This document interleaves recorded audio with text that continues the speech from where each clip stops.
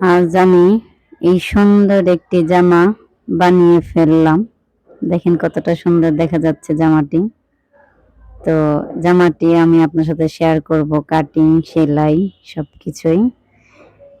তো কে পুরো video finally বুঝে এবং কি আপনারা কাজ শিখতে চান অবশ্যই জানাবেন কমেন্টস করে।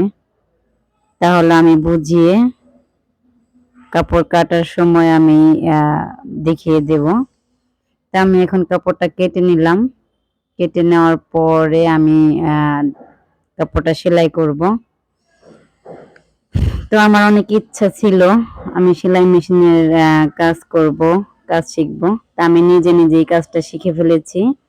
আমি কারো কাছে গিয়ে আমি কাজটা শিখিনি এবং কি বাইরে কাজ শিখতে গেলে টাকা পয়সার দরকার হয়। আমি কাউকে টাকা দিয়েও কাজ শিখিনি। আমি নিজে ইউটিউব দেখে আমি সমস্ত কাজ শিখে ফেলেছি।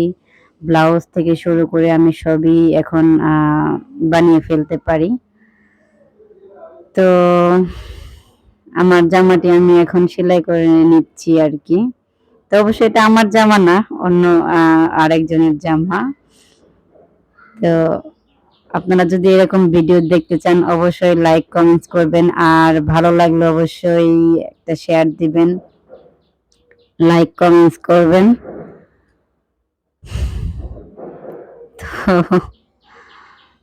ঈদের সামনে সবাই চায় তার নিজের মনের মতো করে জামা কাপড় বানিয়ে ফেলতে।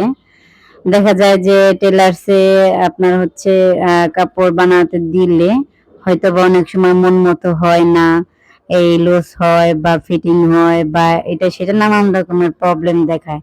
তো সেই ক্ষেত্রে যদি নিজে থেকে যদি কাজটা শেখা যায় তাহলে নিজের মন মতো করে বানিয়ে ফেলা যায়।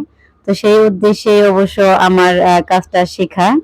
আমি হচ্ছে কাউকে দিয়ে জামা কাপড় বানিয়ে আমি আমার মন মতো মানে হতো না আর কি। তো এভাবে বানাতে আর কি আমার মনে হলো যে আমি নিজে থেকেই জামা বানিয়ে আমি নিজেই পরবো। তো পরে এটা ভাবার পরে আমি একজনের কাছে গেলাম কাজ শেখার জন্য। তো উনি আমার কাছে অনেক টাকা চাইলো, কিন্তু পরে শেষে আমি ভাবলাম যে না, আমি কোনো টাকা পয়সা ছাড়াই আমি কাজটা শিখবো। তো পরে শেষে আমি ইউটিউব দেখে আমি সব কাজ শিখে নিয়েছি। তো তার আগে একটা সেলাই মেশিন কিনে নিয়েছিলাম।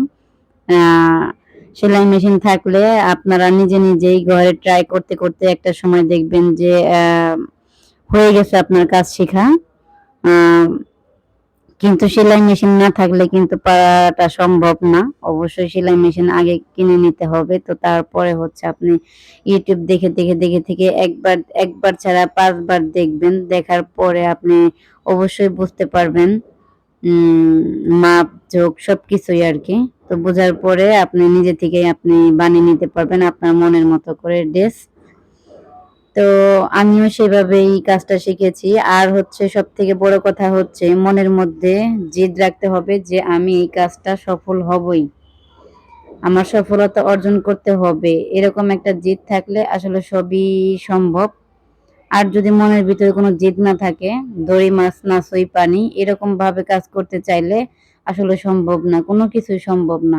সবকিছুতেই মনের মধ্যে একটা জেদ থাকতে হবে যে আমার এই কাজে সফলতা আনতেই হবে বা আমি এটা শিখবই, আমি এটা করবই।